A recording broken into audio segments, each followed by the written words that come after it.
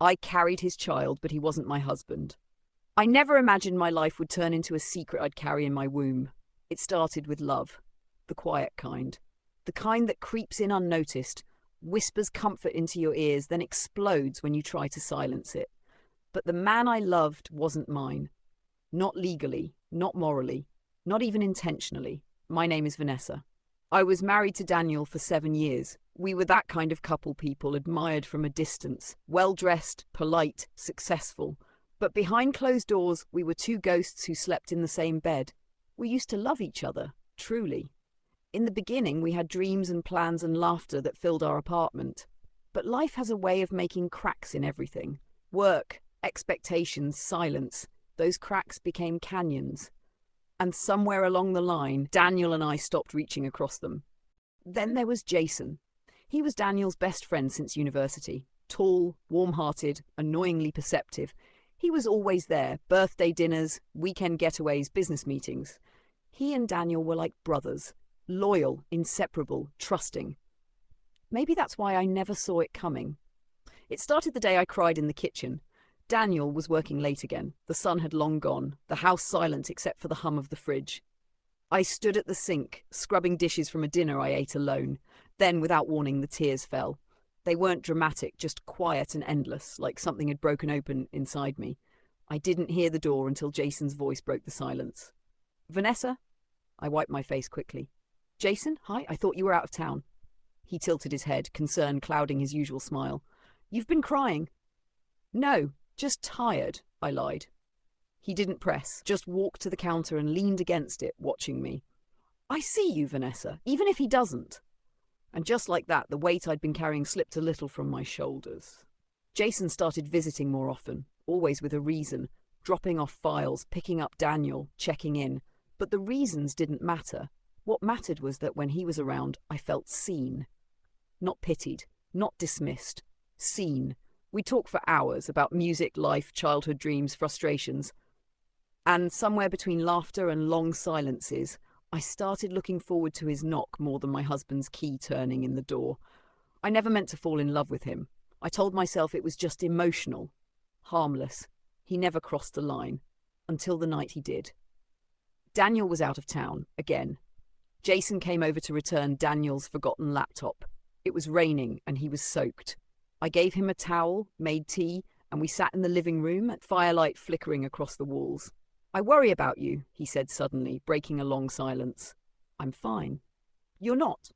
You're lonely. He doesn't deserve you." "Jason, don't." He stood, walked over, and knelt in front of me. "Say the word and I'll never speak of it again. But I've been in love with you for months." My heart pounded in my ears. I should have said no. I should have sent him away. But instead, I whispered, "Then don't stop." That night, I betrayed my husband. And it felt like the first time I'd truly felt alive in years. The guilt hit hard the next morning. I avoided Jason, buried myself in work, tried to pretend it didn't happen. Daniel returned, kissed my cheek, and told me about his meetings. I smiled. I nodded. I ached inside. 3 weeks later, I threw up in the bathroom. I thought it was food poisoning, stress, anything else. 5 tests, all positive. Pregnant. I stared at the stick in my hand, the word positive burning a hole in my chest. My hands trembled, my knees gave way. Because I already knew. It wasn't Daniel's. I tried to convince myself I was wrong, but the timing didn't lie. Daniel and I hadn't been intimate in nearly 2 months. There was only one night this could have happened, Jason's night. I sat in the dark for hours, holding my stomach. A part of me felt joy, a fragile, blooming hope. Another part was drowning in shame. Jason deserved to know, but Daniel? What would I tell him? When I finally told Jason, he didn't react the way I expected. No panic, no anger, just silence. Then, "I'll take care of you, both of you, but he's your best friend, and you're the woman I love. If that makes me a traitor, so be it." I couldn't hide the pregnancy for long. By 10 weeks, I was showing. Daniel was thrilled. He lifted me off the ground when I told him, said it was the best surprise of his life, and it shattered me. He painted the nursery. Talked to the baby every night, held my hand at every appointment, and every time he smiled at me, my heart broke a little more. Jason kept his distance after that. He said it was for the best, that I needed space to figure things out. But I felt his absence like a wound. Then one night, everything unraveled. Daniel came home early from work. I was asleep on the couch. My phone buzzed beside me. Jason's name lit up the screen. I woke to the sound of silence. Daniel standing still, my phone in his hand. His eyes, those warm, loving eyes, were hollow.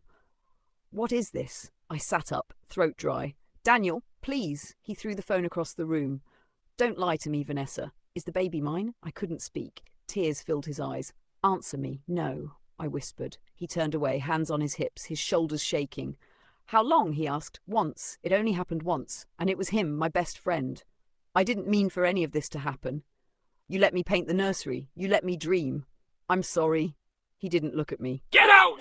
Jason came that night. I had nowhere else to go. I moved into a small apartment. Quiet, cold, empty, except for the echo of everything I'd lost. But I wasn't alone. Inside me, life grew. And somehow, that gave me strength. Jason was gentle, present, patient.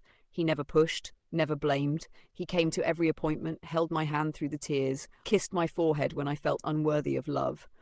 I don't care how he started, he told me one night, his hand on my stomach. This baby is ours, and I will never stop loving you. The day our daughter was born, I wept harder than I ever had. Not from pain, but from release. Jason held her before I did. He looked at her like she was a miracle, and she was.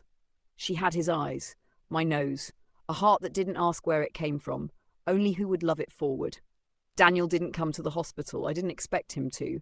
But a week later, I found a letter on my doorstep. I've hated you. I've cursed you. I've replayed every moment in my head. But I saw your daughter's picture, and I realized she is innocent. She didn't betray me. You did, but she didn't. I don't forgive you. Not yet. Maybe not ever. But I hope you find happiness. I hope she grows up knowing love that's real. I cried for hours after reading that, not because it hurt, but because it gave me permission to let go. Now, years later, Jason and I are married. Our daughter Lily just turned 3. She runs through our backyard, hair wild, laughter bright. Daniel and I never spoke again after that letter. But sometimes I think about him, and I hope he found peace. I hope he learned to love again, because I did. But not the kind that begins with sparks and ends in ash. The kind that begins in brokenness and grows into something whole. Because I carried his child. But he wasn't my husband. He was the love I never saw coming.